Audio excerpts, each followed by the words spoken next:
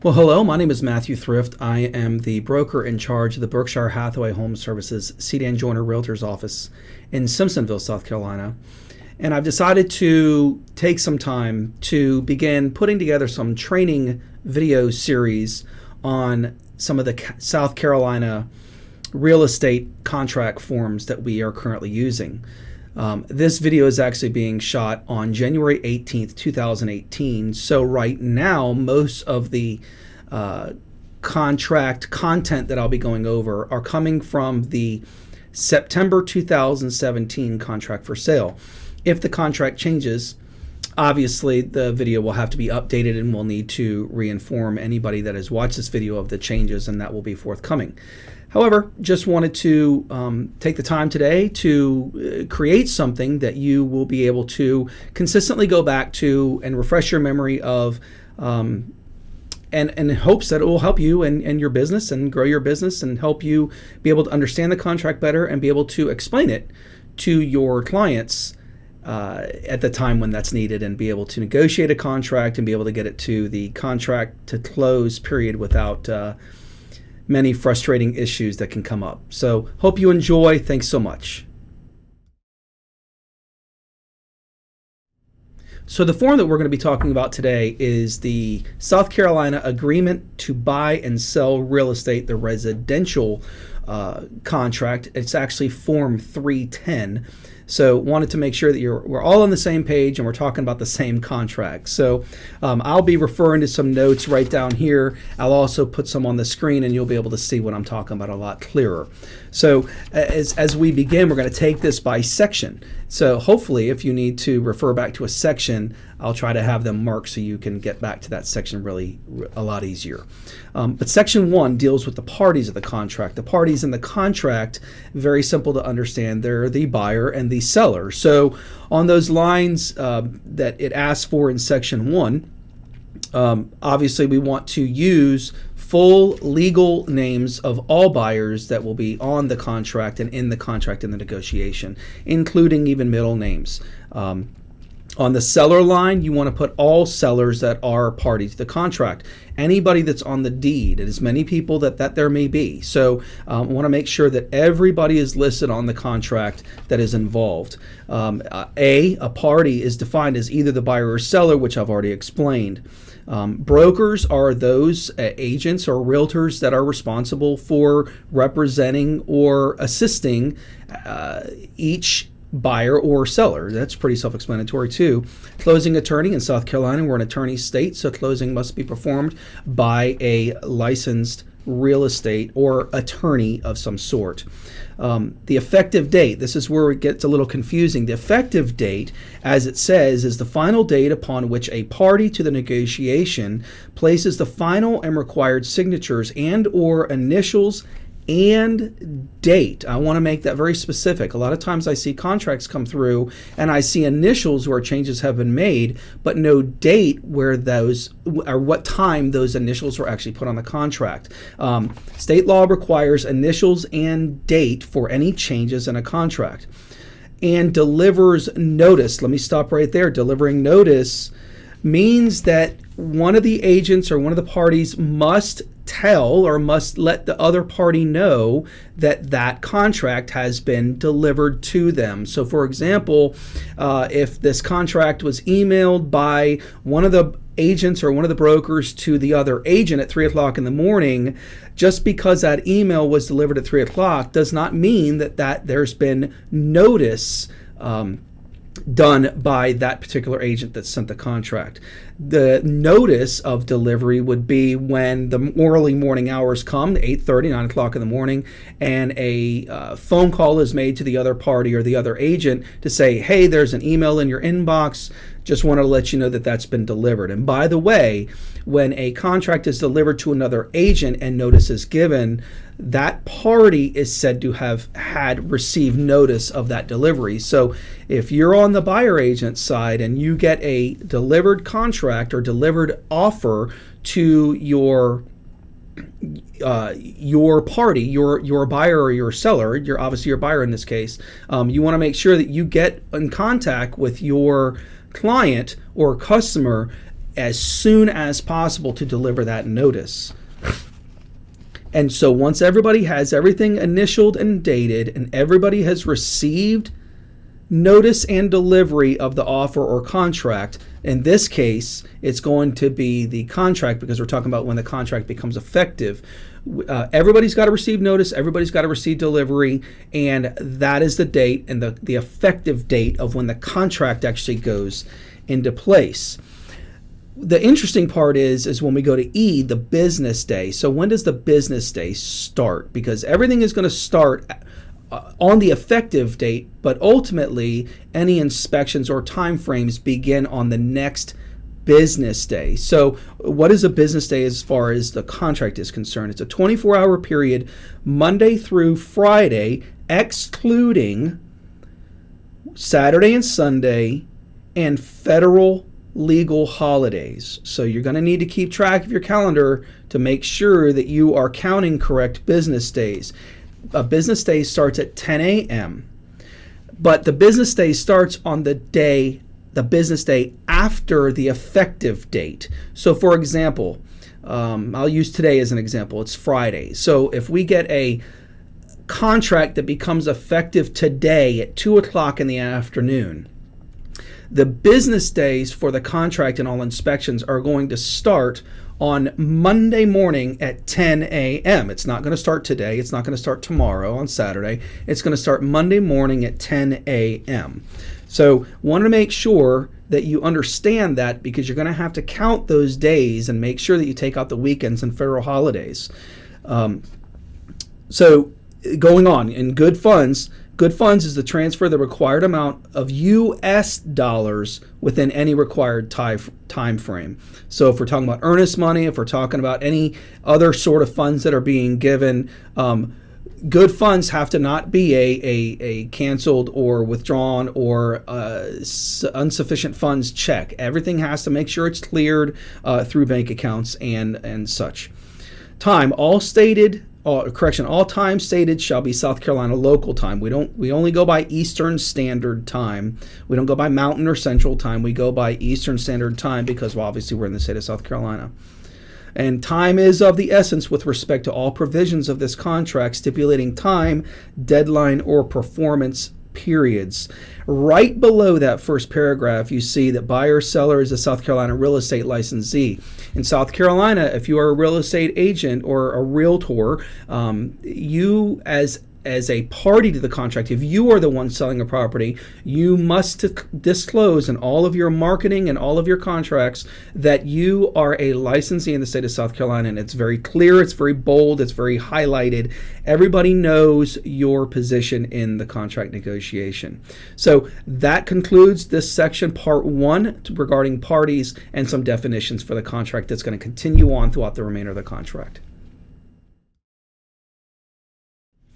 So now let's move on to section 2, which is entitled the purchase price. This is pretty self-explanatory, but want to make sure you understand it in total completeness. So purchase price, if you're using zip forms, if you type in just a regular dollar amount, for example, $275,000, you're going to type 275000. The software is obviously going to put in the comma there for you. It's also going to add the wording of the amount that you're offering. So $275,000 is going to be shown, plus the wording $275,000 is going to be typed out to the right of the dollar amount. And it's payable by a transfer of good funds via financing. You would check that, for example, if you have a USDA or VA loan, which is 100%, and no other money is being transferred to purchase the property. Most of the time, we're going to see a combination of finance and cash, meaning that earnest money is being put down, that a down payment is also being put down. If it's an 80% loan, the buyer has to come to closing with 20%. Or if it's just a cash US dollars transaction, you would check that. Obviously, that's pretty self-explanatory. Verification of funds available for closing is either attached or it's not attached. So if you're doing a cash transaction and the seller needs to know that that buyer has the cash to purchase that particular property. So if you're looking at a $275,000 sale, if I was on the selling end, I would want that buyer's agent or that buyer to submit to the seller something showing that they have that cash put aside to make that purchase available or that purchase to go through. So it could be a bank letter, it could be a retirement statement where funds are going to be drawn from to pay for that property. It could be a 401k. As long as the buyer's name is on there, I would recommend redacting that particular any account numbers or anything, but just as long as it shows the buyer's name and where that money is and that it is available. The next line, this contract is or is not contingent upon the sale of and closing of the buyer's real property. So in this example, it's if a buyer comes to a negotiation and they are in the process or they need to sell another house before this contract can go through, there's a document, it's the SCR Form 504 that would be submitted along with this to have the contract contingent upon the sale of that buyer's property in order to make this contract go through. And that contract or that Form 504 would either be attached or not attached. So if you're going with a buyer that has to sell another property, make sure that you mark that contingent and that you attach that Form 504. We'll address Form 504 in another video series, but wanted to let you know that that is the form that needs to be attached to this particular contract to amend or add to this contract to make that contract contingent. So we're going to go on to Section 3 here in just one second. So let's talk about Section 3, the property section. So basically what this is saying, it's a pretty large paragraph, but basically what it's saying is that once the negotiation and this offer comes to agreed upon all the terms, it's saying that the buyer will buy the property, with being residential home or land or any real property that's being sold, and the seller is going to sell it in exactly the same condition that the offer was made in the time frame that it was made upon. So the seller needs to keep all appurtenant interest, improvements, landscape systems, and fixtures working and in the same order that it was when the contract became executed. This gives the buyer the time to check out any HOA association information, master deeds as far as a condo, and any other information that they want to check about the property. We'll go into this a little bit further in the section for inspections, but this is also referring to it as well. Buyer acknowledges opportunity to inquire about a homeowners association and common areas, assigned parking spots, and basically everything about the property. So this section is everything about the property that's being sold, the real property. The lines there in the sections, address and unit and zip, fill out everything that you have information on, especially the tax map number. You may not have the lot or block. A lot of times that's found in the tax records. You may not have the section or phase. That's okay. Preferably, I would like to see no blank lines. I like to use NA for anything that's a blank line in the contract. So if you don't have information, you could put UNK or NA, but preferably fill out that information with as much information that you have at the time. Right underneath those lines, there's a parties agree that no personal property will transfer as part of the sale except described below and or in an attachment, and that attachment is the Bill of Sale Form 503. A lot of times lenders do not like to see personal property being transferred in a real property contract. So for example, refrigerators is the number one thing that we see in contracts. Lenders do not typically like to see a refrigerator being transferred as part of the real estate contract. So if there's a refrigerator that is to go, it is the preferred method to utilize Form 503, the Bill of Sale, to write the information that that refrigerator is being transferred by Bill of Sale rather than contract of sale for real property. It's very simple to fill out. We'll go over that later in another video series again as well. But again, Form 503 for bill of sale. Fill out all the information on that particular personal property. Could be couches, could be draperies, could be things that are, it's going to be everything that's not considered real property or attached to the house in any way. Hope that makes sense, and we'll continue on. Section 4 deals with the conveyance or closing or possession of the property. So when does the closing actually occur?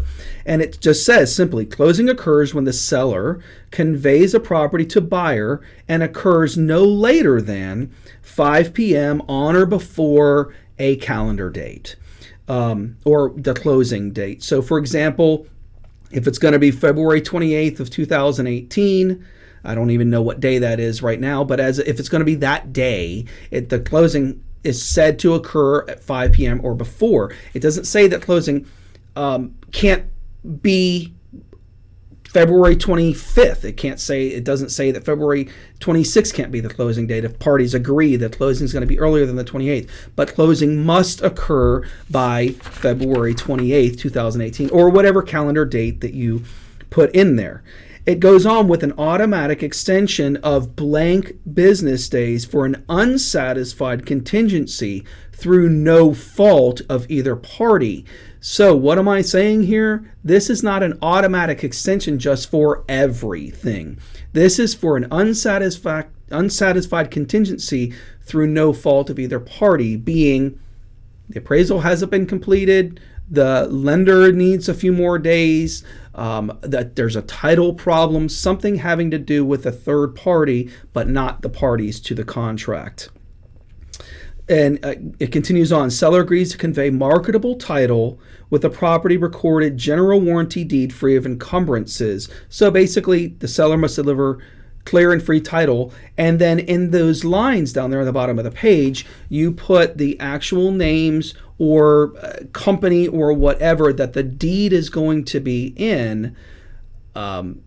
So if it's going to be both buyers' names, buyer A and buyer B, make sure you put their full legal name just like you did up top, or however they want that property deeded. My recommendation is to let the closing attorney explain how things should be deeded to the buyer, and if the buyer wants to make contact with the closing attorney to discuss those options, I would recommend doing that. Obviously, we're not attorneys. We do not give legal advice.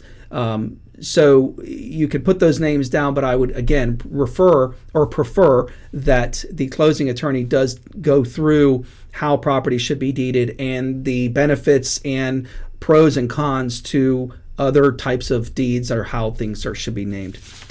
Continuing on page 2, the deed shall be delivered to the closing attorney's designated place on or before the closing date. Obviously, everybody's going to sign the deed at the time of closing.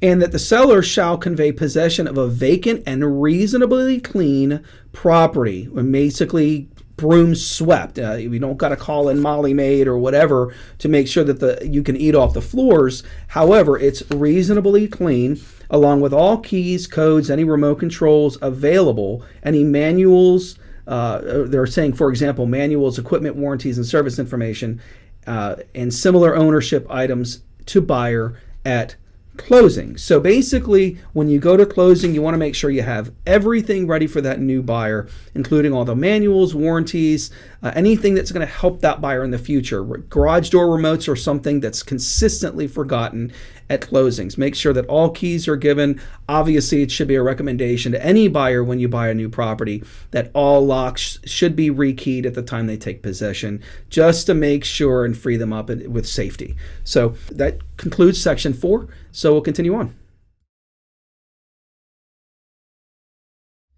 So I want to take just a little bit of time here explaining section 5, the earnest money section. This is extremely important to make sure that everybody understands exactly what's going on with the earnest money that's being deposited.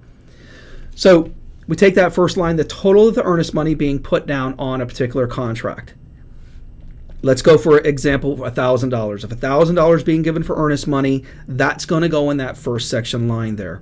It's going to be paid as follows. Now there's 3 lines here in that paragraph. It says blank accompanies this offer and blank will be paid within blank business days after the effective date. So here's how it's broken down. If we got $1,000 being put down and the buyer is going to write the full $1,000 right then and there with offer and contract, a $1,000 check is going to be written. And that's going to go on the first line and on the second line as well, $1,000. And on that third line, it's going to be NA. And on the blank business days, it's going to be NA as well, because all earnest money is being paid right then and there. If the buyer has to break up the amount of earnest money being given, if the buyer is only going to provide $500 at time of offer and then $500 later on after the offer has been accepted and the offer becomes into effect, it's going to be broken down like this. We're going to have $1,000 on the first line and we're going to have $500 on the, let's say it's done in 2 increments. $500 is going to be on the second line and $500 is going to be on the third line. And there's going to be some sort of time frame, 3 business days or 5 business days after the effective date of the contract. So just make sure that the amount of earnest money being given is that first line shows that exact amount. And then however it's going to be broken down on those few other lines after that. It goes on, it says it's going to be paid in the form of a check or cash or other, being a wire transfer. Maybe the buyer is in another state and they're wiring the funds to either the brokerage or the closing attorney. Want to stop here and say that the South Carolina Association of Realtors does have a wire fraud form that is a good form to let people know not to do certain things or to just protect everybody in the negotiation and in the contract from wire fraud. There's been a lot of that happen over the last several months.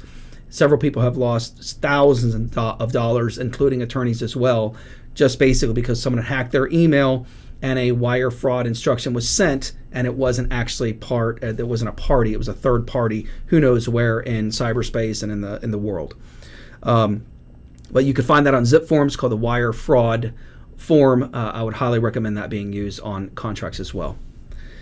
Let's go on. Buyer and seller authorize blank as the escrow agent to deposit. A lot of times, and most of the time, it's the buyer's agent's brokerage that holds the earnest money, but that's not always the case. It could be the closing attorney that's holding the earnest money. It could be the listing brokerage. We see that a lot in foreclosures. Could be the listing or the seller's attorney. A lot of times we see that in foreclosure too, that the seller's attorney actually holds the earnest money. I want to go on to that next paragraph. It's bold. You can't miss it, but we need to make sure that we understand it. I'm going to spend a little time here. The parties understand and agree that under all circumstances, including default, escrow agent will not disperse earnest money to either party until parties have executed an agreement authorizing the disbursement. And it says either Form 518 or Form 517. We'll talk about those forms in another video series, but I want you to real quickly let you know that Form 518 disperses the earnest money, cancels the contract completely, and parties move their separate ways. Form 517 only disperses the earnest money, but not the contract. And you say, well, how can that be? Well, for example, if one attorney is holding the earnest money just as an escrow holder, and that escrow money has to be transferred to another attorney, that could be one way that Form 517 is used, because it's being released by the earnest money holder to another attorney for closing. Could also be if it was a VA loan buyer and the buyer put down $1,000 and the lender says, this is a 100% loan, we don't need earnest money. That earnest money can come back to that VA buyer, and then they continue on with the closing. All the contract stays in place. We don't see that a lot, but I just want to let you know that the two main differences in those forms. It goes on to continue to say, and the agreement authorizing the disbursement or the mediation agreement, or until a court of competent jurisdiction has directed a disbursement. Brokers can't direct a disbursement if there is a problem or if the parties are in disagreement with who is supposed to get the earnest money. Earnest money will not be dispersed until determined to be good funds, so the check can't bounce. And if legal actions occur related to the earnest money, party receiving the least amount of earnest money in the court's disbursement order agrees to indemnify the escrow agent's fees, court's costs, and attorney's fees. If an interpleader is to be utilized, parties agree that blank shall be paid to the escrow agent by the parties as compensation before the escrow agent initiates a court of competent jurisdiction on proceedings on the earnest money. This contract does not in any way, shape, or form explain or tell or designate what happens to earnest money when something happens. So, for example, if the property does not appraise and the buyer wants to back out, the contract does not specifically spell out that the buyer will automatically receive their earnest money. That's why, and it's under state law, that a secondary or another agreement must be signed outside of the contract for disbursement of those funds. Problem is a lot of times when things go awry is that buyers just automatically assume they get their earnest money back, and that may not always be the case. So this is explaining that a separate agreement must be signed, and that only after the agreement where the earnest money goes is then the earnest money will be dispersed to either party. If the parties cannot agree where that earnest money goes, then a court or an interpleader or a court of competent jurisdiction has to determine where that money is going to go. We want to avoid that at all costs. We hope to avoid that. However, things do happen, and sometimes we have to go down that road. Now, as I said before, I don't know if I did or not, but there is a new form, Form 620, called the Earnest Money Disclosure. And basically, in this office or in Simpsonville, I've recommended and now made it necessary that this form accompanies most contracts. And what I mean by most is that sometimes we're not going to get a foreclosure sale to have this form in the contract. They use their own separate third-party addendums that talks about this earnest money and things like that. In new construction, it's not necessarily needed because they use a different contract. I'm referring more to just a South Carolina contract, that this Form 620, is the best way to go, as far as I know, to help make sure that people understand where earnest money is going or what's going to happen to it. So I'm referring to Form 620 here. It says parties understand that sometimes, unfortunately, a transaction may fail to close for a variety of reasons. Property doesn't appraise, inspections are not what the buyer thinks they should be, they want to pull out. Parties understand that a broker in charge holding an earnest money deposit must handle that earnest money deposit in accordance with South Carolina real estate laws, paraphrased below. And it goes on in bold, buyers and sellers agree that if a transaction fails to close, a broker in charge acting as an escrow agent shall hold the earnest money in safekeeping in accordance with South Carolina laws and shall not disperse the earnest money to anyone until all the buyers and sellers sign a disbursement agreement stating who gets the amount of earnest money, or a judge in a court of competent jurisdiction issues a disbursement order of where that's going to go. And then it's underlined, only when all parties sign a disbursement agreement or a disbursement agreement or a disbursement agreement is obtained from the court, the broker in charge will properly disperse the earnest money within a reasonable amount of time in accordance with South Carolina laws. It continues on, if parties are using a lawyer or attorney to hold the earnest money in trust, parties should consider signing a written escrow agreement with that particular attorney or lawyer that details how the earnest money is held and how the earnest money is dispersed by the lawyer. The reason why this is in there is because real estate attorneys, or any attorney, their trust accounts do not fall under the same real estate South Carolina code that real estate brokerage trust accounts fall under. So they have different rules. We have to follow ours. They have to follow theirs. But this earnest money disclosure just helps solidify that a written agreement must be signed by both parties before earnest money is to be dispersed. And buyers and sellers are encouraged to obtain legal counsel prior to signing any legal documents. Obviously, especially when it comes to earnest money, you want to make sure that you understand everything about it, what's going to happen, what's not going to happen, and how it is to happen. So I hope that makes sense. If not, definitely get back with me or contact me in any way, and I'll be more than happy to explain that to you as much as I possibly can. We'll continue on here in the next section. So we're going to continue on with section 6 with we talk about transaction cost, or what's commonly referred to as buyer's closing cost. Just understand that sometimes closing costs are asked for in the contract, and this is the section that talks about that. Not every contract has closing costs that are paid on behalf of buyer, but that does happen, and it happens a lot, especially with FHA loans and other types of loans that the buyer needs that money in order to close. So we make it available to you in the contract. In order to do so, I want to make sure that you understand that sellers have transaction costs and buyers have transaction costs. But the buyer a lot of times can ask the seller to pay their transaction costs for them. And so this could be any sort of cost that's related to the closing. But I want to take you to the second paragraph there. It starts, at closing, seller will pay buyer's transaction costs not to exceed blank dollar amount or blank percentage of the purchase price. Preferably as a broker, I don't like using a percentage. I like using an actual dollar amount.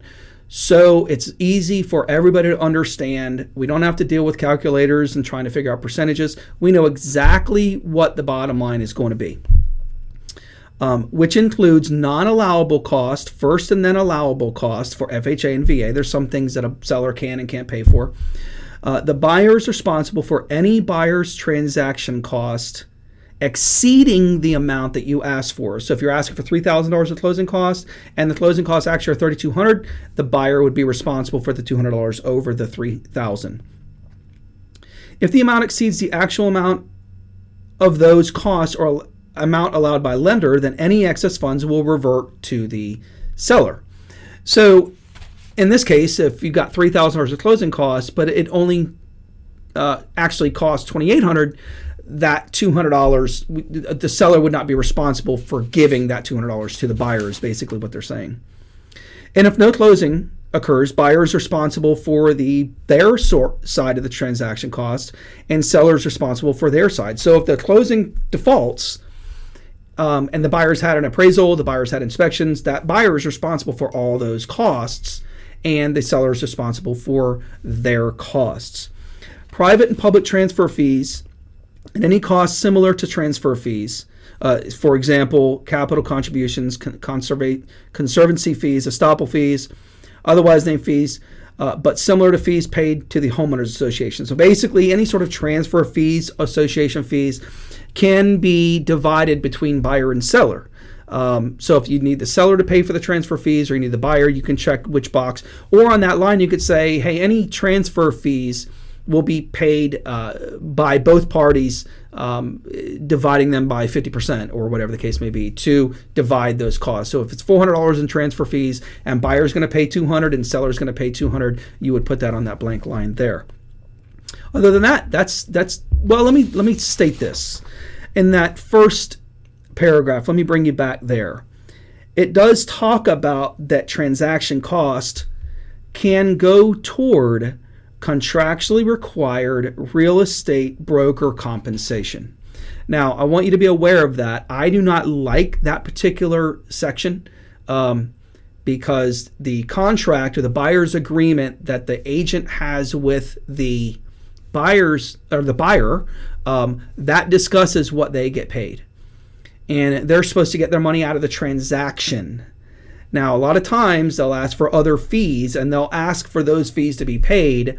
I don't particularly like that, but I just want you to be aware that that is in our contract, and how to, if you want to break down to the costs that are being paid for, that may be a negotiation tool especially if you're representing the seller, to say, yes, we'll pay this fee and this fee and this fee, but we're not going to pay this fee. So just wanted you to be aware of that. Again, I don't like it as a broker, but it's in there and you need to be aware. We'll go on to the next section soon. Take care. So Section 7 deals with financing terms of the contract, and this is a pretty self-explanatory, easy to understand paragraph, but I just want to highlight a few things. It says the buyer's obligation under this contract is or is not contingent upon obtaining financing. So if the buyer has to get a loan, it's going to be contingent on the buyer getting that loan in order to close on the property. Obtaining financing of a 30-year or 15-year or other type of loan. Maybe it's a 5-year adjustable rate mortgage. We don't see those a lot, but could be. Getting that purchase money at reasonable prevailing market terms. The next section talking about in the amounts to a minimum of blank to blank. This is where people get confused. This is where I see a lot of mistakes on contracts. So let's take, for example, an FHA loan. An FHA loan, you must put down at least 3.5%, which is equal to a 96.5% loan. So if the buyer is using an FHA loan, the buyer's agent, when they're filling this out, should put 96.5% in that first line and more than likely 96.5% in the secondary line. When it comes to conventional financing, there's many different ways of doing conventional. So if the buyer doesn't exactly know how much they're going to put down when they go to make an offer on a property, let's say they're going to put down 20 to 30%. You may want to start that line out there at, let's say, 70%.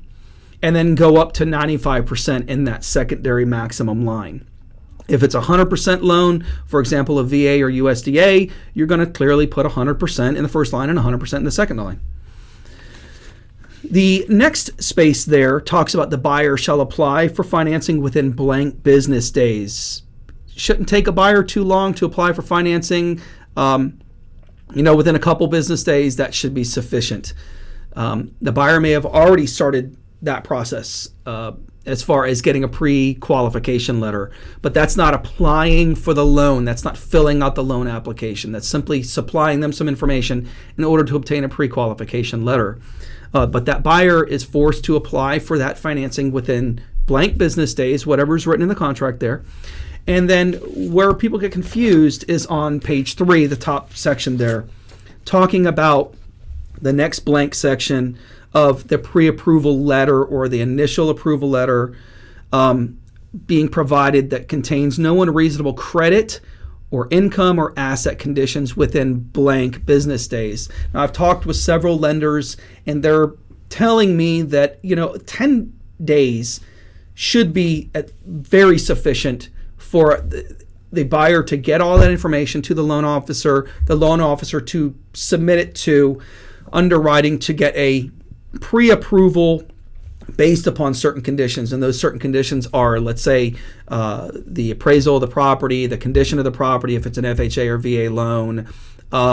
Maybe the buyer missed a document that the loan underwriter wants to see, or maybe the loan underwriter wants some more information regarding something that the buyer submitted. So those are called stipulations. And so that's what they're talking about. So basically the loan underwriter is going to issue a basic pre-approval letter, but the buyer has to make certain stipulations and fulfill some certain obligations. It's not a total clear to close. That's not what they're looking for here. They're looking for the loan underwriter to say, yes, we've looked at everything. If these stipulations are met, you will qualify and you'll be able to you'll get a clear to close for the loan. The next line there it says lender may change. So write the lender, the company, or the loan officer, and then continue on to say if it's either an FHA or VA or conventional or seller financing or other terms of financing. The last line there says FHA or VA financing addendum is or is not attached. Now I can tell you most of the time this is not necessarily used because the FHA or VA financing addendum in this area, in the upstate, we do not see these forms being used in the South Carolina Association of Realtors zip form library. The reason being is because the loan officers, the loan underwriters make us or make the buyer and seller and the agent sign their own FHA or VA addendums that go along with that particular loan and this contract. So don't see those a lot, but just wanted to let you know what they were. The next section is section 8, the repair procedure. We're going to spend a little time in that, so let's go on. So we're going to spend quite a bit of time on section 8. Section 8 is probably one of, if not one of the most, if not the most important section in the contract. The reason being is because this section causes the most friction between buyer and seller, seems like. This section also causes the contracts that falter this is the highest percentage of what we see contracts faltering for. Whether a seller is going to do something after the buyer requested them to do it, and who's going to be responsible for it as far as repairs or maintenance or whatever the case may be. So I'm going to do whatever I can and hopefully explain this to the best of my ability to make sure that everybody understands this. First and foremost, I want you to understand, and you have to understand, that with this particular contract, there is either a repair procedure or there is a due diligence time that buyers have the ability to inspect the property. There are major differences in between the repair procedure and due diligence. Unfortunately, a lot of agents don't quite understand all the major differences, and hopefully I'll be able to get some of that across today and help you understand. First and foremost, very first paragraph, parties agree upon either a repair procedure unless a due diligence addendum is agreed upon and made part of this contract. Right then and there, you need to stop and you need to say, okay, I'm going to have to explain to the buyer we're either going to do repair procedure or we're going to do due diligence, and I need to explain the differences to the buyer between both. The thing about it is repair procedure and due diligence cannot be a part of the same contract. They can't be both in one contract. Either you have due diligence and no repair procedure, or you have repair procedure and no due diligence. This is where we get a lot of flack and a lot of not understanding of what's going on with the contract. So hopefully I'll be able to explain that. Let's read that first paragraph there. The due diligence addendum, the Form 311, can create advantages for the buyer and seller by creating a known limited time frame for a buyer to make a decision to buy or not to buy with new terms. For example, the seller agreed repairs or price. Per the due diligence addendum, the seller can receive money when the buyer timely, properly terminates for any or no reason under the due diligence addendum. Basically, due diligence allows a buyer to inspect a property and get out for any reason, whether it pertains to the property or an off-site condition of the property. For example, the property is located right next door to a trash dump or something, and the buyer doesn't want to be there. So they find this out. They're able to terminate that contract during the due diligence timeframe. The due diligence addendum allows the buyer to consider on-site and off-site conditions. So let's talk about repair procedure. We'll go over Form 525, which is the repair addendum, in another video and another explanation, because that's going to take a little while as well. But for the purposes of this video, I just want to explain this particular contract. But Form 525 goes along if you're in repair procedure. Okay, so if the parties agree to a due diligence addendum, then during the due diligence period, buyer may make timely, prudent steps to help the buyer inspectors or the seller estimators and brokers all have adequate time for buyer to coordinate inspections and repair requests. The seller to obtain repair estimates and buyer and seller to negotiate repairs, and buyer to potentially timely, properly due diligence terminate to buy. Delivering a repair request does not extend the due diligence period. Again, I'll go over Form 311 in another video, but just wanted you to know, if there's a due diligence addendum signed, just by submitting a Form 525 repair request during the due diligence, it does not extend the due diligence time frame. So let's go into Section A of Section 8. Okay, all repair procedure inspections shall be completed no later than blank business days after the contract's original primary effective date, unless all parties agree in writing to extend. In the event repairs are necessary to place here's the 9 systems. The repair procedure discusses and refers to 9 systems and 9 systems only.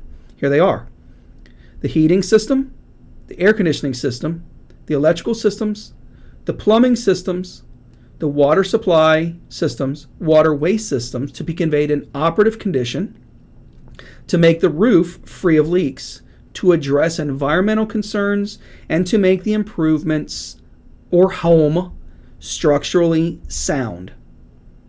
The seller shall be delivered notice in writing on the Form 525 of the specific defects or deficiencies no later than 2 business days after the repair procedure inspection date mentioned above. So if it's within 10 business days of the effective date, the buyer has all that time to inspect and do whatever they want to do, but within 2 business or no later than 2 business days after that last business day, something has to be given to that seller in writing to discuss what the buyer is wanting that seller to do. Now, a lot of times buyers will say, well, I want the seller to repair this. For example, the hole in the wall. Well, that's not covered under the repair procedure or seller paid repairs. That's not considered a seller paid repairs because only a seller paid repair is part of the 9 systems. It does not deal with cosmetics of the property. It talks about buyers at their own expense shall have the property inspected and do all their inspections, and that's on them to do that. The second paragraph talks about no later than blank business days after the delivered notice of the repair request on Form 525, the seller shall deliver notice agreeing to or not agreeing to make repairs in the buyer's request. The cost of all the repairs to, again, the 9 systems, here we go, the heating systems, air conditioning systems, electrical systems, plumbing systems, water supply systems, waterway systems, making these systems operable, making the roof free of leaks, address environmental concerns, and to make the improvement structurally sound, to be paid by seller or what is known as seller paid repairs. Nothing else is a seller paid repair if it does not involve these 9 systems. That's what I need you to completely and totally understand. If the seller contractually agrees to make all the requested seller paid repairs, the parties agree to proceed under the amended contract. The repairs to any other items are the sole responsibility of the buyer. So let's stop. Let's say the buyer starts asking for their buyer's agent to put requests in there that are not considered a seller paid repair. The seller can say, absolutely, no problem. I'll take care of that hole in the wall. My child did that. I know it shouldn't be there. I should have already done it. I'll take care of that. They can do that. But if the seller says no to that, the buyer cannot walk on the contract because the seller said no to something outside of the 9 systems. If the seller does not timely respond per the above or does not agree to make all the seller paid repairs, the buyer shall within 2 business days choose one of the following options to do. Number 1, accept the property in its present condition. Just move on. Number 2, negotiate a new or amended contract with the seller for the payment of these repairs, or you can negotiate a new price. So if they're not going to repair the air conditioning system that's not working and the purchase price is $275,000 and they don't want to repair the AC, or it needs it needs to be completely replaced, the buyer can go back to the seller and say, okay, instead of paying you $275,000, I'll give you $271,000 for the property and I'll put in a new air conditioner myself. Or the buyer can terminate the contract by delivered notice on what's called the notice of termination form, and also the Form 518 release of earnest funds. That's the 2 that need to happen if the buyer wants to pull out for the seller saying no to a seller paid repair. Now, I want to make something very clear. A seller is not in any way, shape, or form obligated under this contract to make any repair whatsoever. They are obligated to reply back to the buyer for what they will and won't do. But just because it states these 9 systems, I hear some agents saying, oh, well, the seller has to do that because it's in the contract. No, it's in the contract for the 9 systems that the seller can say yay or nay to. If the seller says no to one of these things, the buyer has the opportunity to walk. So I want to make that very clear. The seller is not obligated under any way, shape, or form to make any repair to a property in this contract.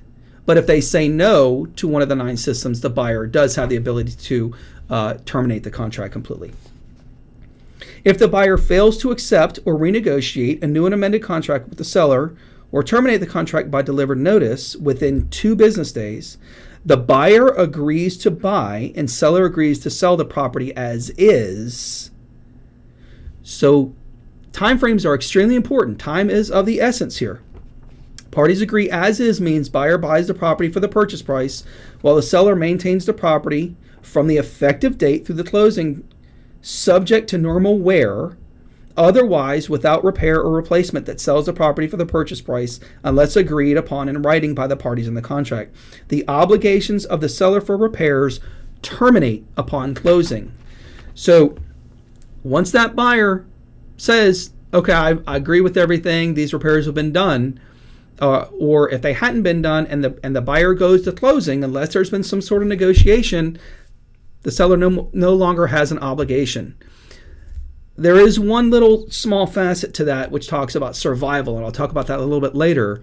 But let's say the seller needed to repair a window and the window had to be ordered. Well, as long as buyer and seller both know that window is going to come in after closing and the buyer says, okay, they can do that, but it's still under the seller's obligation to have that window properly ordered and properly delivered and installed based upon this contract. So we'll talk about survivability later. Let's continue on with the last paragraph on the page. If a due diligence addendum is signed, dated, and timed by all parties, the parties agree that the language in the due diligence addendum shall replace the repair procedure language in this section, and the parties agree that this section shall be conducted in accordance with the due diligence addendum, which grants the buyer a unilateral right to inspect the property and terminate for any reason with written notice and a payment of a fee and a period called the termination fee. So again, we'll talk about the repair document form 525 in another video. We'll talk about the due diligence addendum in that same video, but for the purposes of this movie today about the contract, I wanted to explain the difference between repair procedure and due diligence and what the contract says in the 9 systems and what has to happen. So you may need to review this again. If there's any questions, please get a hold of me. I'll make sure I answer those questions accordingly. Let's go on to the next section. Section 9 talks about the inspection and inspection rights of the buyer. It says buyer and South Carolina licensed and insured inspectors reasonably perform any reasonable, ultimately non-destructive examination and make reasonable record of the property with reasonable notice to seller through closing, including investigations of off-site conditions and any issues related to the property at buyer's expense. Buyer and persons they choose may make reasonable visible observations of the property. So basically, all this is saying is that the buyer has the ability and right to hire a third-party inspector to go in and inspect the property without destroying it or without making damages to the property in order to do so. It says the sellers will make the property accessible for inspection and not unreasonably withhold access unless agreed in writing by the parties. Remember, this is under a time constraint. The buyer has a certain number of business days to get all their inspections done, so the contract says that the seller can't stop them from doing that. Now, obviously, we know that things come up. People get sick, something happens at the home.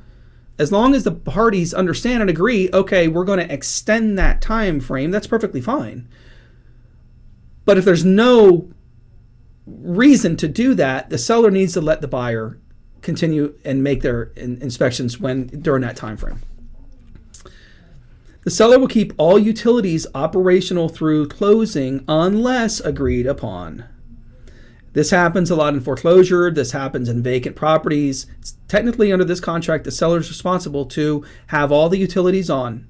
And buyer's agents, I highly recommend you make sure that these utilities are on prior to getting the inspector out there to do those inspections. That checkbox, seller grants buyer permission to connect utilities, pay for utilities, and hire professionals. If the seller says no, the seller can grant the buyer the permission to turn on utilities. Again, this happens a lot in foreclosure or vacant properties where the seller says, listen, I'm not doing anything and I'm not even turning on utilities, but I'll give you the authority to do so you can do your own inspections. The next paragraph is liability and holding harmless the buyers.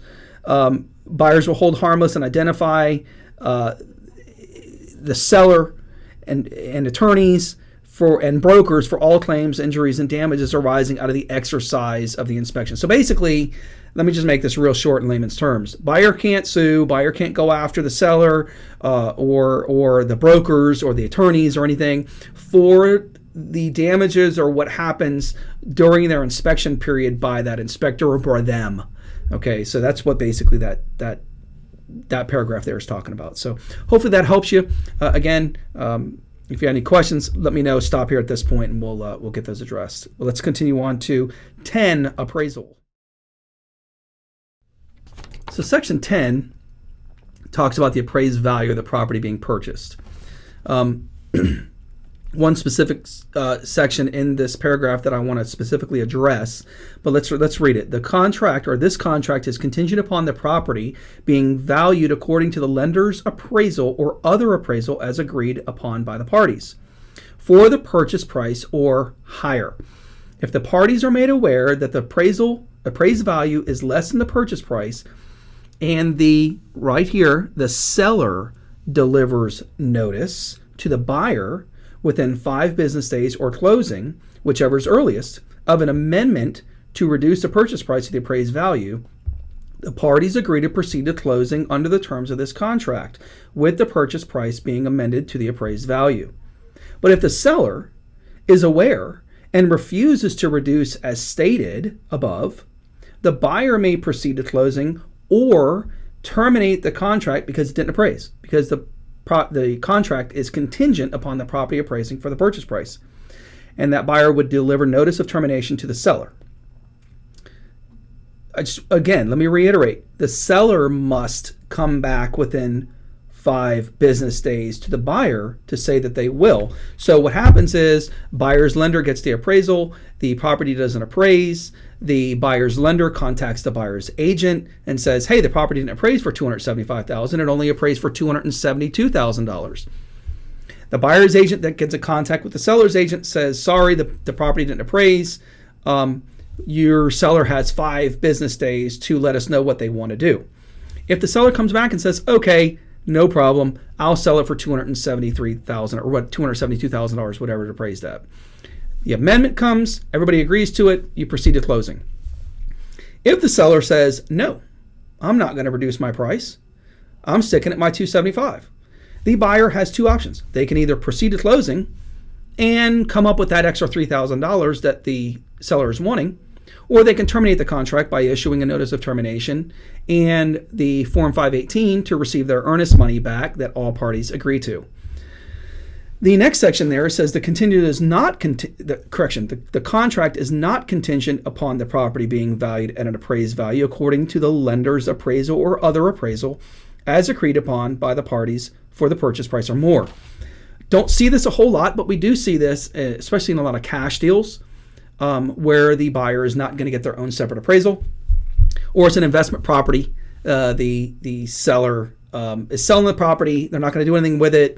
The buyer knows the property is already undervalued because of the condition, and the buyer wants to turn around and flip the property or renovate the property to turn around and sell it. The appraisal does not come into play at that point. So that's talking about appraised value. Let's go on to the wood infestation report.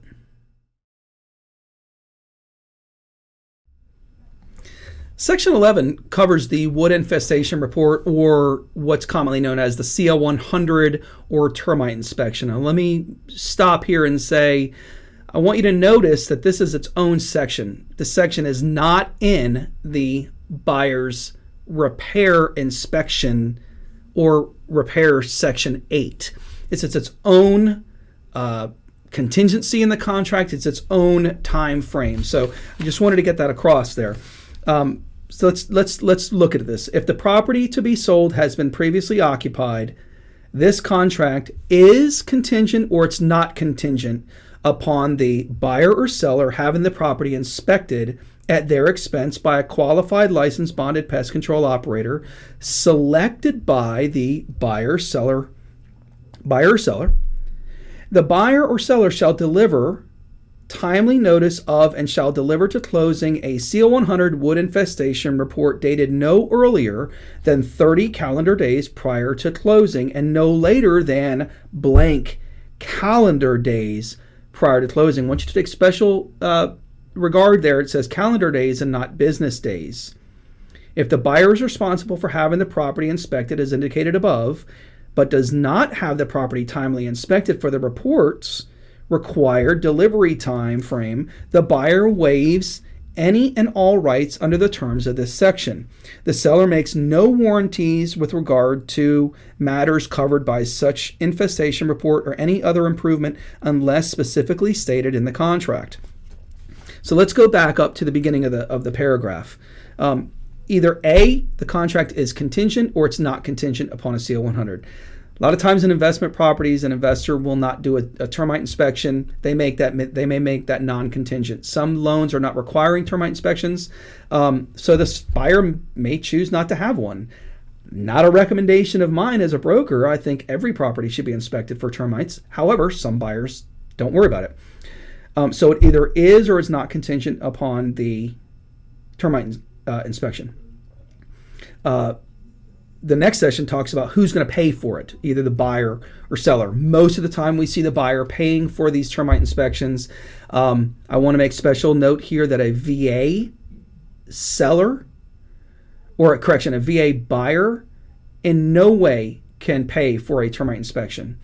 Somebody other than the VA buyer must pay for a termite inspection. Most of the time it's the seller, but that is very specific to VA lending guidelines. And who is going to choose the termite inspector? Is it going to be the buyer or is it going to be the seller? If I'm the buyer and I'm going to pay for it, I'm going to want to choose it. If the seller is going to pay for it and I'm still the buyer, I may want to choose that particular inspector because let's say for making sure that the seller does not have an interest in that company or knows the person that's making the inspection, to have an arm's length inspection there, I would want to choose that particular inspector to make that inspection for me, only to be paid by the seller. And then it talks about who is going to deliver that document to the closing attorney. Is it going to be the buyer's agent, the buyer, the seller, or the seller's agent, or the inspector? I mean, who is going to do it? It's going to be one of those parties. And in this, it says either the buyer or seller shall deliver that document to the closing attorney. Not going to spend a whole lot of time on this secondary paragraph, but it does talk about if the seller does not make repairs and treatment, if it does come back with active termites, the buyer shall have the option to 1, accept the property in its present condition, 2, negotiate with the seller for the payment of these repairs and or treatment, or 3, terminate the contract by delivering notice of termination to the seller. So if the property does come back with what they call an unclear or unclean CO 100, on that repair procedure or on an addendum, the buyer asks the seller to take care of these things. If the seller says no, the buyer can either choose to walk or accept it, or they can renegotiate if it's going to need a termite treatment. Maybe the treatment is going to cost $750 or roughly around that. Maybe the buyer would ask the seller to come off the purchase price for that so the buyer can have it done at a later time.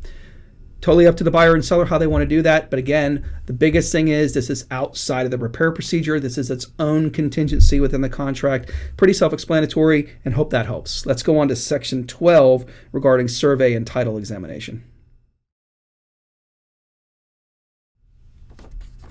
So for section 12, entitled Survey, Title Examination, Elevation, and Insurance, a lot of these things the buyer's agent does not have a whole lot of control over.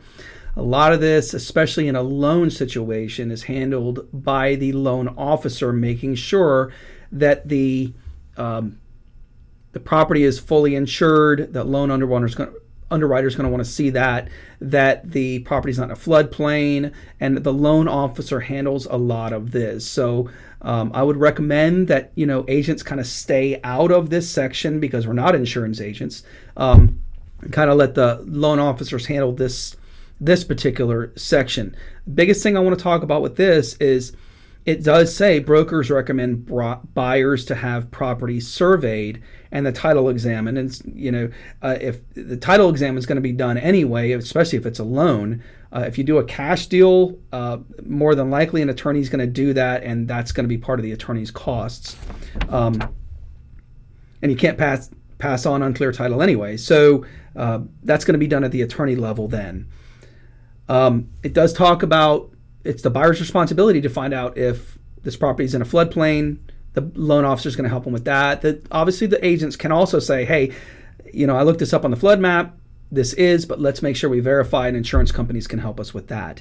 So not a whole lot here that is concerning to buyers, agents. It's more concerning to the buyer, dealing with the loan officer to make sure that all insurances are taken care of prior to closing, and that if they need certain types of insurance, that those are done as well. It does state that the seller more than likely will cancel the existing coverage on the house at closing, so the new buyer's insurance will go into effect at that date. So other than that, not a whole lot there. And let's go on to Section 13, that little survival chapter that we talked about before in repair procedure. So Section 13, very small section here at the bottom of page 4. You say, well, it's a small paragraph. It doesn't probably mean a whole lot. Well, guess what? It absolutely does. Going back to the example I had before, it says, if any provision herein contained which by nature or effect is required to be observed, kept, or performed after closing, it will survive the closing and remain binding upon for the parties hereto until fully observed, kept, or performed. So in layman's terms, let's go back to that window example. During the inspection period, one of the windows is found to be broken, and the seller said that they were going to get it repaired. Now, let me remind you that windows and cracked windows are not part of that 9 systems. Okay? The window panes are addressed in the listing agreement. When the seller puts the property in the market, the listing agreement actually states that the seller will make sure that there's no damaged window panes or cracked glass or window problems in the listing agreement. However, windows are not specifically addressed in the repair procedure. Now, they could be addressed in the due diligence because the buyer can ask for anything in due diligence, but under Section 8 repair procedure, they're not. They're addressed in the listing agreement. Now, if the seller didn't do one of those, and let's say they're involved in due diligence, for example, and the buyer asks for the seller to repair a window and replace a cracked window. Well, the house is 10 years old, and they can't get a matching window. They just can't go up out to one of the big box stores and find a matching window. They actually have to order one. Well, closing is going to take place in 3 weeks, and let's say they're back ordered for 4 or 5, 6 weeks. As long as an addendum is signed and both parties agree that the window is being placed on order, the seller's going to have that window repaired and installed once it gets in, that the parties can go ahead and close on the property. But that section of the contract is going to survive because of this little section right here. This is what forces a seller to make sure that they're going to do exactly what they said they were going to do, even after the property's closed. Small example, maybe not meaning a whole lot to you, but this can mean a whole lot to a buyer that wants to make sure that what they've agreed upon is going to survive the closing. Hope that helps. Let's go on to the next section.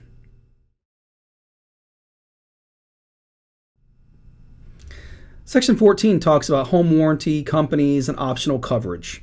Pretty small paragraph, not a whole lot here, not a whole lot to get confused on.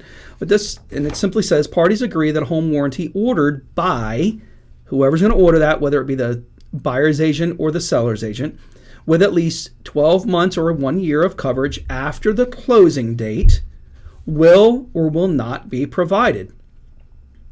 By closing, and blank amount will be paid by whoever's paying for it. Most of the time we see it's going to be the seller that's paying for that, to the home warranty company. Buyer to pay any deficit and surplus reverts to the payer. Proposed home warranty company and type of home warranty company. So basically, let's go through this. So buyer's agent is going to order the home warranty on behalf of their buyer. 1 year coverage, and it's going to be provided. So you check the will box there, or if it's not going to be provided, you check will not. Just don't leave it blank. Remember, I don't like blanks. And the amount of the home warranty. So if they want, I'm not going to say the names on this video, but they want a specific type of home warranty, and it's roughly $550. If it were me, I'd probably put up to $575 in there. If it's a little bit less than that, that money won't be used. But so put $575 in that line, and we'll be paid by, if it was negotiated here, we'll be paid by the seller. The buyer's asking for the seller to pay for them a home warranty to the home warranty company. And then on that next line, not a whole lot of space there, but you can say this specific type of home warranty. Let's say it's an Eagle class. I'm just making that up, an Eagle class warranty instead of the basic warranty. That's where that would go. Other than that, not a whole lot there to get confused on. Hopefully that helps. And let's go on to section 15.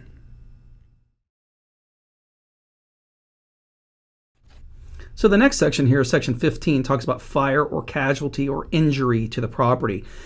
Don't see a whole lot of this happen, but it does. For example, hail, a tornado comes through and takes off part of the roof. If this happens while a property is under contract, there's a few things that buyer and seller need to do. Let's read it. In case the property is damaged wholly or partially by fire or other casualty prior to closing, parties will have the right for 5 business days after notice of damage to deliver notice of termination to the other party. So if the roof is ripped off by a tornado and the buyer says, you know what, I need to move on to another property, they can terminate at that point because of the natural disaster. If the party does not deliver notice of termination, the parties proceed according to the contract, and get this, seller is to be responsible for 1, repairing all the damage. Number 2, remitting to buyer an amount sufficient for repairs. So if some shingles were ripped off and the seller says, no, I'll just give you $500 if that'll cover it to repair the roof, the buyer and seller can do that. Or 3, assign to buyer the right to all proceeds of insurance that they have and remit or deduct any deductible amount applicable to such casualties. So if there's $1,000 homeowner's insurance deductible and the roof needs to be completely replaced because it was hail damaged, and the seller's going to get $8,000 for a new roof from the insurance company, but they have to put $1,000 down, the seller can actually assign that check and that money coming from the insurance company over to the new buyer so it doesn't hold up closing. So buyer and seller can go ahead and close. That check assignment gets submitted to the buyer. The buyer would then receive those funds. The seller would pay the insurance company their deductible, and this buyer would be able to get a new roof at that point with the funds that were provided. If the buyer inspections cause the damage, hopefully that never happens, the buyer is responsible for indemnifying the seller for the damages. Brokers and parties should ensure that they are protected by appropriate risk management strategies such as insurance. Obviously, if you have a house, it's highly recommended to have homeowners insurance on it to cover these things just in case they happen. And so for buyers, whether you're paying cash for a house or not, homeowners insurance is definitely the way to go to make sure that if anything happens by acts of God or other natural disasters or whatever, or fire, that you're covered. Let's go on to section 16, the residential property condition disclosure statement. So starting from section 16, basically through the end of the contract, we're going to start speeding up the process here. There's not a whole lot left in the contract, but section 16 is pretty huge because it talks about the sellers having that South Carolina residential property disclosure statement, otherwise known as the seller's disclosure.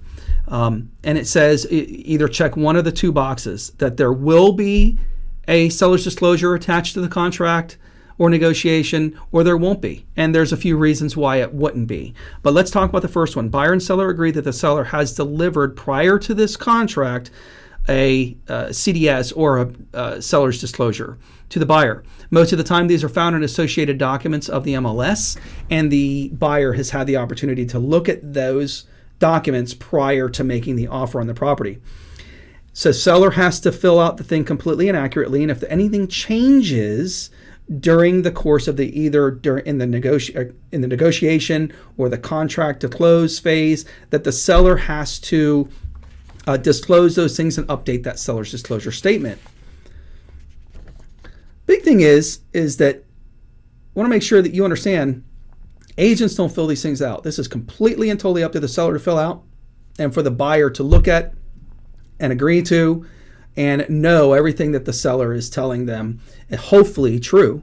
There is some consequences if sellers lie on these things. We won't go into that. That's for an attorney to do. But ultimately, this is not, and what it says, it's not a substitute for the buyers and inspectors for having a buyer inspect the property. Just because a seller says, no, there's nothing wrong with the sinks or water supply systems in the house doesn't mean there necessarily isn't. So just because they say that in the seller's disclosure does not necessarily mean that it's a substitute for having that property fully inspected. The next section talks about whether buyer and seller agree that there will not be a seller's disclosure attached to the contract. A lot of times you're going to find this with foreclosures. Bank selling a property is not going to have a seller's disclosure statement. You're going to find it in a lot of estates where somebody has passed away, the property got issued to a family member. Those are exempt from having seller's disclosures. So either way, buyer and seller can agree that these things are or are not going to be attached. But that's all that section talks about. Not a whole lot there, and we'll go on to section 17 about lead-based paint. So lead-based paint is still an issue because houses last a long time. And so anything built prior to 1978 could possibly have had lead-based paint in the property itself. So our federal government has issued and has a lead-based paint addendum that goes along and in accordance with these particular contracts that must be filled out if the property was built before 1978. The sellers must supply any reports or any information known that there's lead-based paint in the house or is not in the house. The buyer states that they've received a copy of the lead-based paint pamphlet provided by the federal government and that they have the opportunity to conduct inspections or waive all inspections. We see this a lot with waiving because the house has been repainted with non-lead-based paint, and so there's really not an issue. I'm no scientist by no means, but the issues are probably not as bad as what they would have been if it was never repainted. That's all I'm trying to say there. The document states that the listing agent has informed the seller that they need to provide everything, and it's signed by the buyer parties, the seller parties, and both agents. Please understand that both agents need to sign that as well, because agents take responsibility. The agents have to supply that lead-based paint pamphlet to the buyer, and the seller must inform seller agent must inform the seller of their obligations as well. So federal government makes everybody sign this particular document. So make sure if that's going to be attached, a lot of times, again, you'll find it in the associated documents of the MLS. Everybody, including the agents, must sign that document. So not a whole lot there other than what it says. You can download a copy of that lead-based paint pamphlet from the internet. We keep it in our real estate contract software that you can download and get, and you can email that or print it out and give it to your buyer client / customer if you'd like. Other than that, not a whole lot there. Let's move on to section 18. All right, so section 18, the sex offender / criminal information portion of the contract is pretty important. Basically, what I want to get across to everybody is that it really is never a good idea to discuss if there's anybody on the sexual offenders list within a neighborhood. I would recommend just trying to avoid that conversation completely. Steer the buyer to the local sheriff's office or the sex offender registry and have them do their own investigation. We cannot give information about that information whatsoever. It's a huge liability if an agent said that somebody was and their reputation was ruined and they actually weren't. So I would highly encourage just refer all buyers to the sex offender registry or the local sheriff's office. This section even talks about disclosing information on psychological stigmas, if there's been any deaths in the property, clandestine laboratories as far as making meth or whatever the case may be. Yes, you may have that information, and if you do, I would highly encourage to say, hey, contact a local sheriff's office, see what they know, and if anything comes up and you don't want to move forward, then we can address that at that time. But that's really all I want to say about this particular section. Try to avoid that. And just, refer everything to the local sheriff's office for information on that.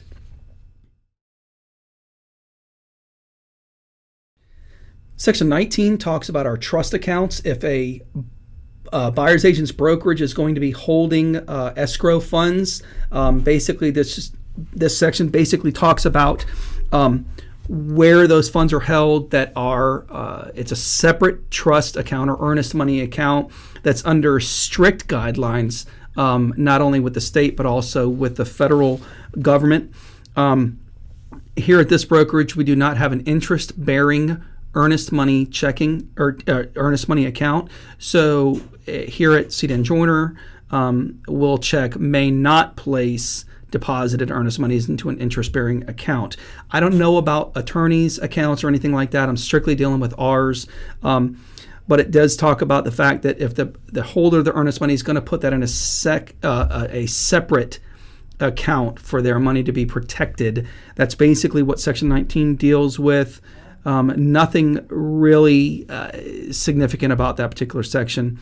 And it says parties agree that broker will retain all interest earned and set an account. But again, let me remind you that our account is non-interest bearing. So that doesn't even come to play in our particular account.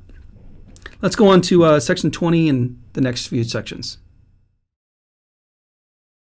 So Section 20 deals with South Carolina income tax on non-resident gain and compliance and USA federal income tax.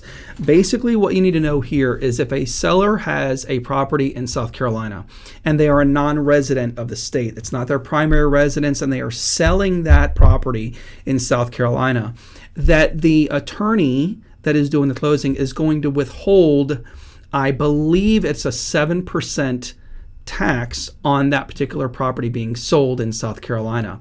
Now, obviously, I'm no tax accountant, and I'm going to steer clear away from really addressing why or how or what of those. But just so you know, that particular seller is going to have to withhold, I believe it's 7% at the closing for a non-resident sale of a house, especially if they're not even living in the state. That'll be taken right off of the closing disclosure, and then that particular seller, then when they file their taxes, will address that at that point. But that's what that talks about. Have them discuss any tax-related questions with a real estate attorney or a CPA tax attorney to address those. That's really where I would go with that. Section 21 talks about how this contract is legally binding upon all parties. It says parties agree that this contract expresses the entire agreement between the parties and that there is no other agreements, oral or otherwise, modifying the terms, and this contract is binding upon all parties and principals, heirs, personal representatives, successors, and assigns. Legal provisions are severable. So basically, this contract becomes legal and binding. Both parties are agreeing to that there are certain things, if people default, if a buyer defaults or seller default, there are certain remedies, because it's a legal and binding contract, that buyer and seller could be entitled to. We're going to discuss that here very shortly in Section 23. But right now, we're going to go on to Section 22. We're going to talk about tax adjustments and other adjustments. Section 22 talks about adjustments, and basically what the main purpose of this particular paragraph is discussing is mostly the real estate taxes on a property. So let's take June 30th, for example. If there was a June 30th closing, that the seller is responsible for the taxes from January 1st up to June 30th, and then the buyer is responsible for June 30th through the end of the year. Now, here in South Carolina, we pay taxes in arrears, which means that the court or the tax assessor's office collects those taxes for real estate in the October, November-ish timeframe. Those tax bills come out, but they're coming out for that same year that they were in. They don't collect taxes up front for the year going into it. They collect taxes behind. So that's the reason why these taxes are split from the time that the seller owned the property to the time the buyer owns the property. And you'll see this as a credit and a debit on the closing disclosure, that the seller is going to give the buyer credit for their amount of taxes, and then it's the buyer's responsibility to pay those taxes when the tax bill becomes available. And it talks about other sort of adjustments too. If the property was a rental, that the rent would be adjusted. Any sort of insurance that would carry over, that would be adjusted, and other fees.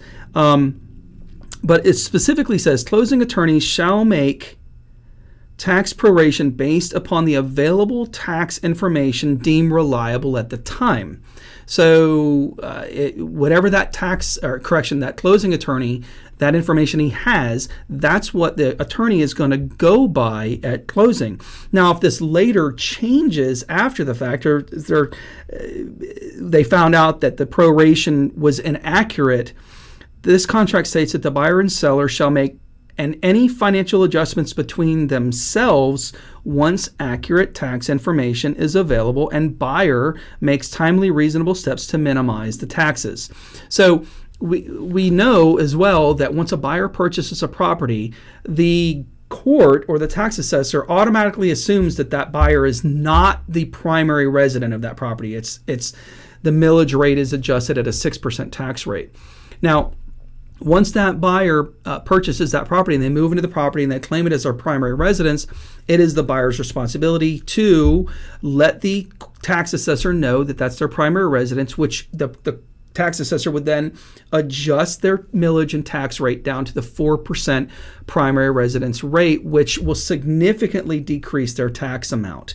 Now, it does say that if there was inaccurate tax information at closing, that buyer and seller will work this out between themselves, and that they will work it out, in a reasonable amount of time. And it says this section survives closing. Buyer is solely responsible for timely and reasonable minimizing the buyer's taxes and obtaining tax minimization procedure information, including related legal counsel and financial counsel. So definitely the buyer's responsibility to make sure that that tax rate gets to the primary residence rate. And if they don't do that, then that's not the seller's responsibility if the buyer does not make those preparations.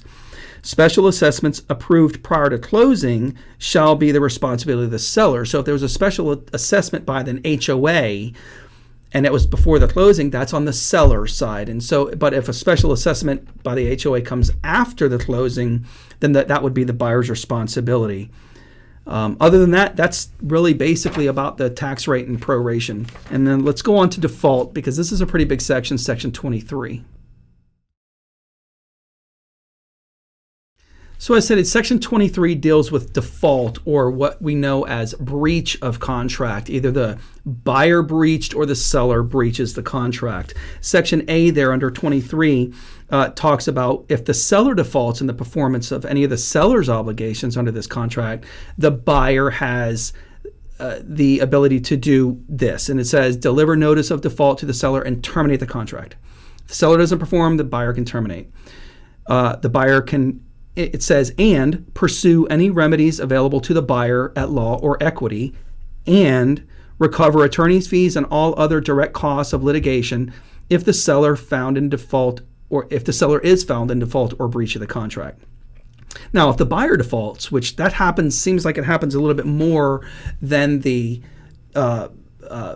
seller's defaulting, If the buyer defaults in the performance of any of the buyer's obligations under this contract, the seller may deliver notice to the buyer to terminate the contract and pursue any remedies available to the seller at law or equity, and also recover attorney's fees and all other direct costs in relation to that default.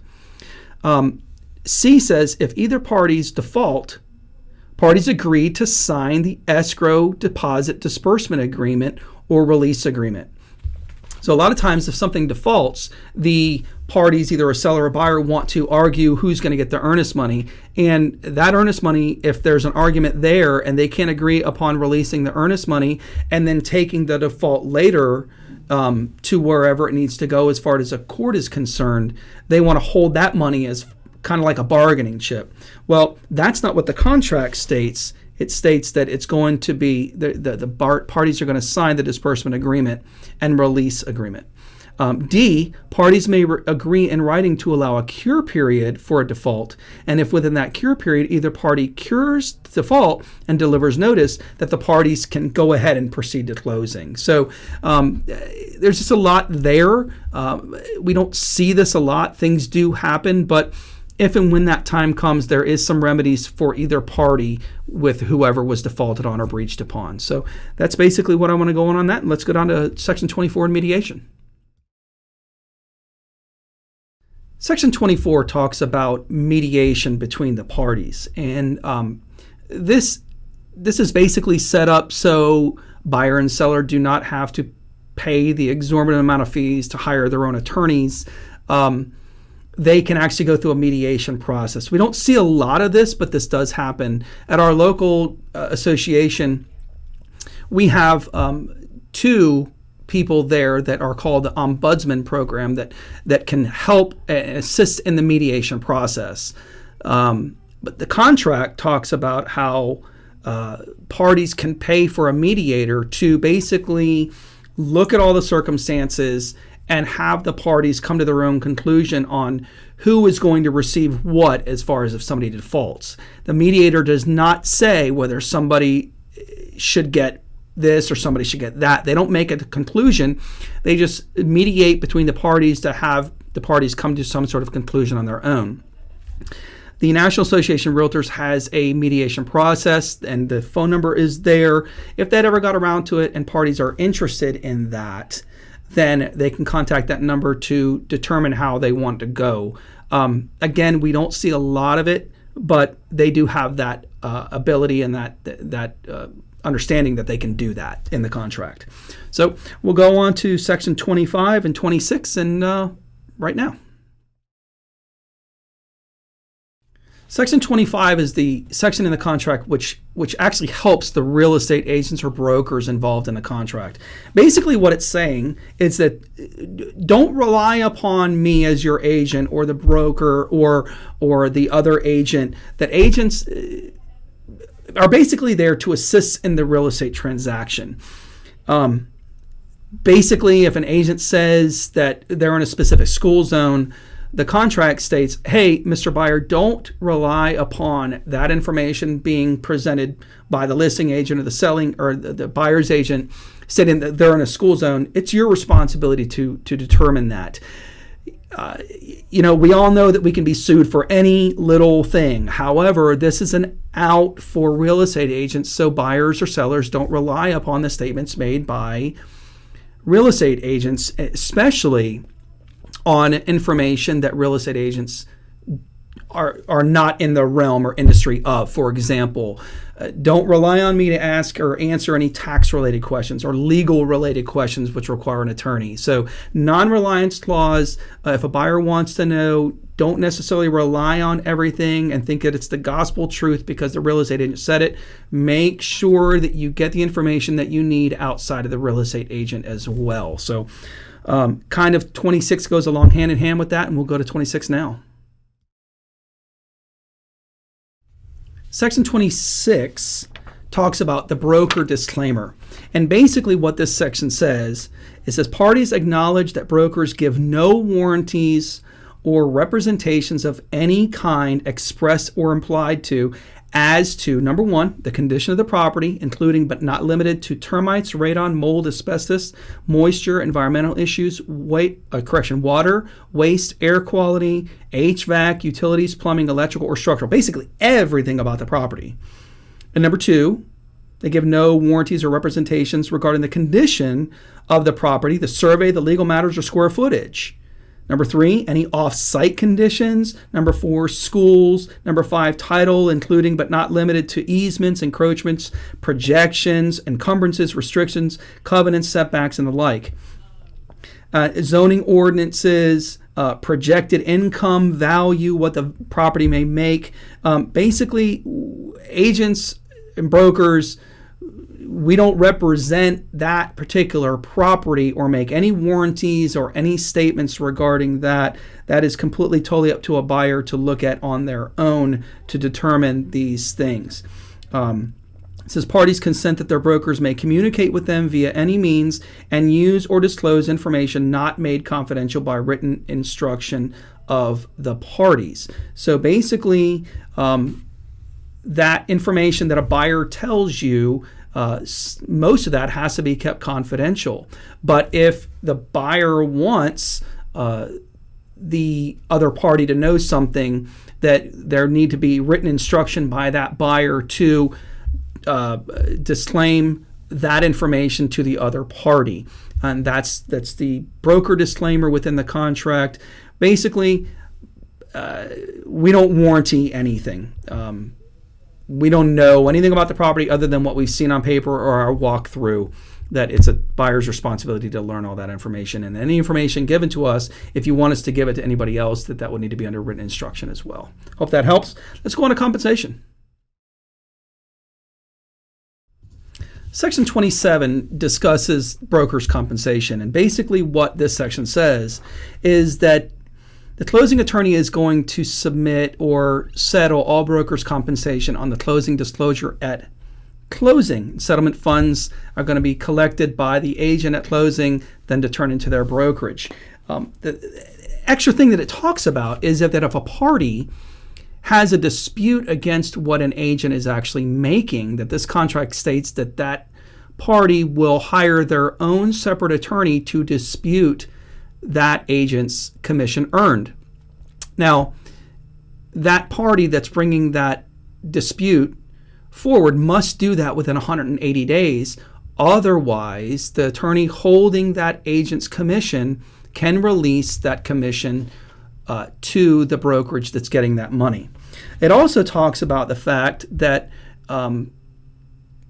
agents may get compensation from a third party, for example, a home warranty company, if they sold a home warranty. However, due to RESPA and federal regulations, I know that C-Dan Joyner Realtors does not collect money from home warranty companies for selling their product or assisting in the sale of their product. We don't collect third-party fees just so we can make sure that we're above board with RESPA and everything else. But other companies may do that. And this gives the consent that from the buyer/seller that agent is going to possibly receive compensation from a third-party company. So that's what that's talking about. Hopefully that addresses the broker's compensation. Let's go to section 28, which is really a good catch-all section to take care of a few things.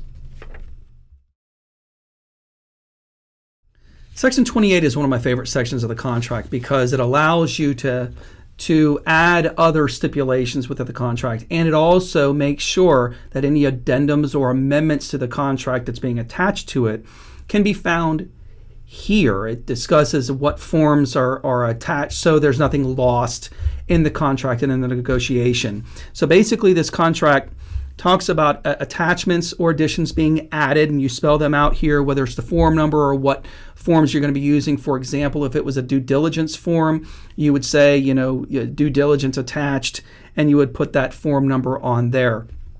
There's also other things that you can actually put in here as well, as far as, any sort of other stipulations. Maybe you put in there that a certain thing that you thought was going to be going with the property does not actually go, and you can actually put that in the special stipulations of the property. For example, a light fixture, and during the negotiation, the seller determined that they don't want to sell the chandelier, and they can say, chandelier is no longer going with this contract, and both parties can agree to that. A light will be replaced. That can happen there. Or if somebody wants something repaired, and they want to go into the negotiation already asking for that, they can say something along the lines of window and master bedroom to be replaced. They can do that right at offer negotiation time rather than waiting for the repair addendum.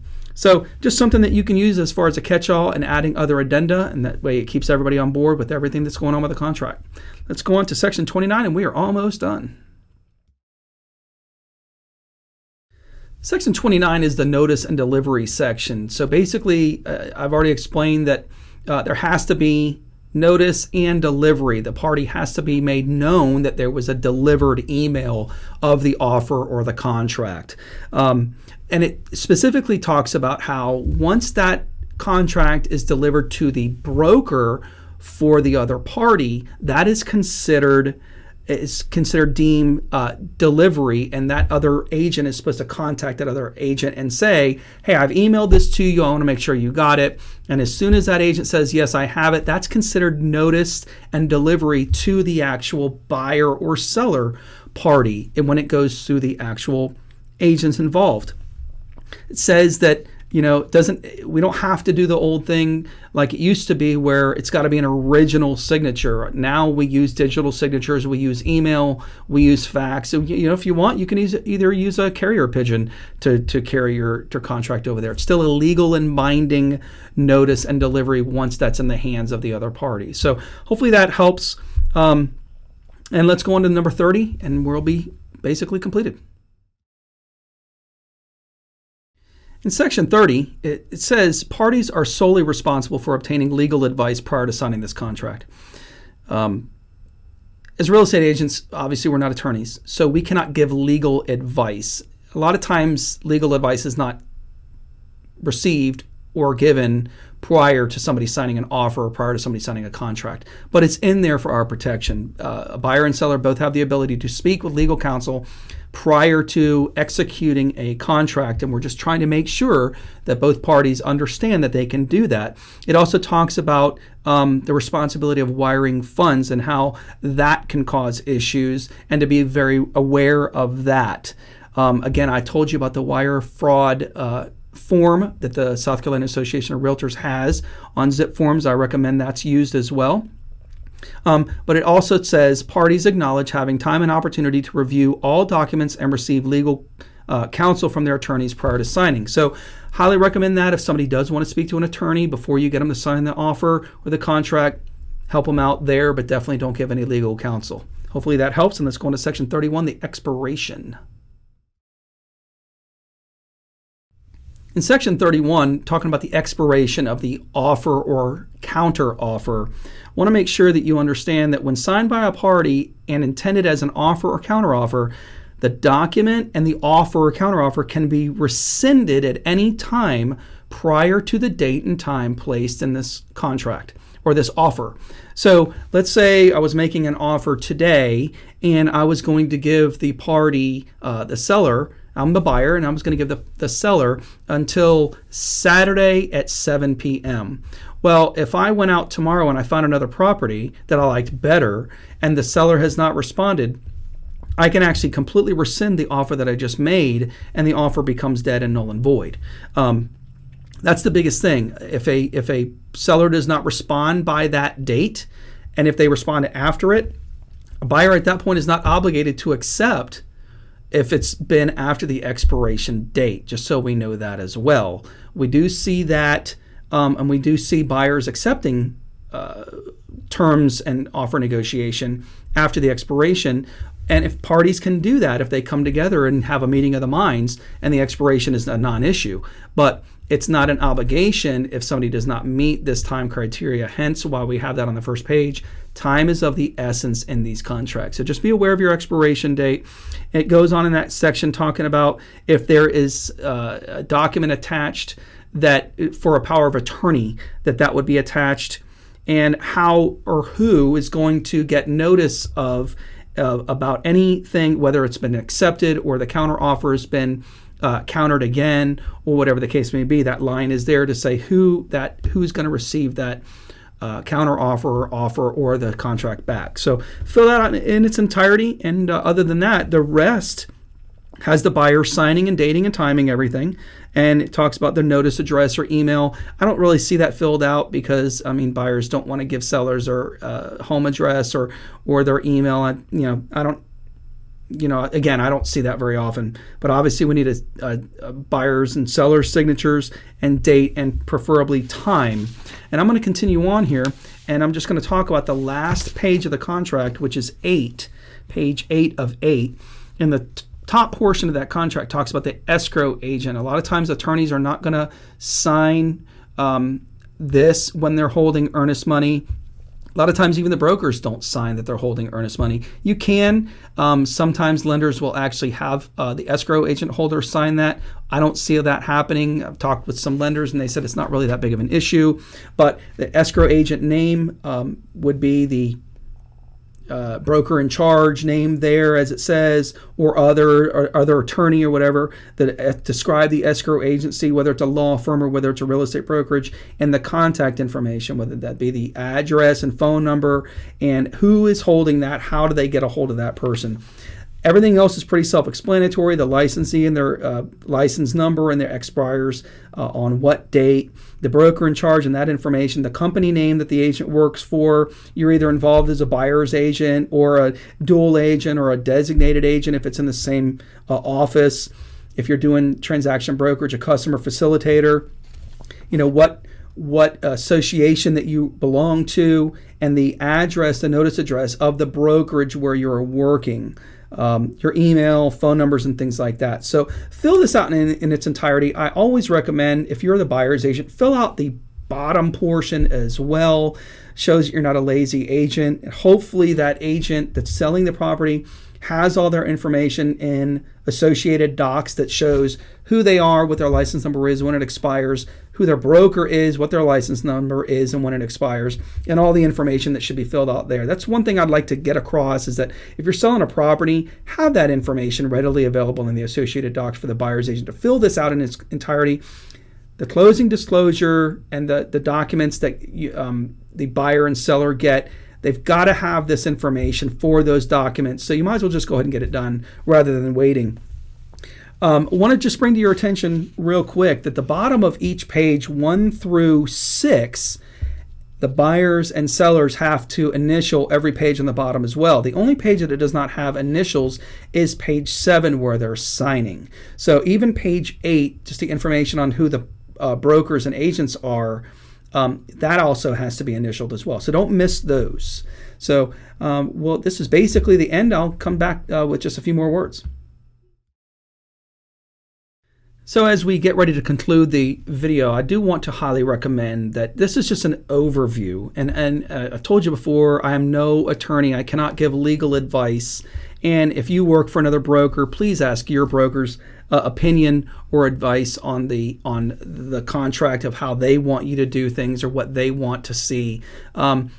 Again, I'm just a broker here at Simpsonville City Joiner Realtors, and I want to make sure that the agents here are doing things appropriately. I hope I've explained it properly and that you've got a good working understanding of it. You may not understand every little detail of it, so I would highly recommend one day just sitting down, grabbing a cup of coffee, reading through the entire contract and highlighting things that you may want to go back to portions of this video to kind of see what I'm talking about there. And obviously, if you have any questions, call me, email me, text message me. I'd be more than happy to help you understand that as well, just so you have a good understanding to be able to explain it to your customer or client when that time comes. Remember, this is how we do real estate sales. There are other contracts out there. This particular video is only discussing the South Carolina contract for sale or the agreement to buy and sell real estate form 310. So hopefully that helps you. I hope you've got nothing but great things out of this, and good luck in your business, and I look forward to seeing every one of you grow.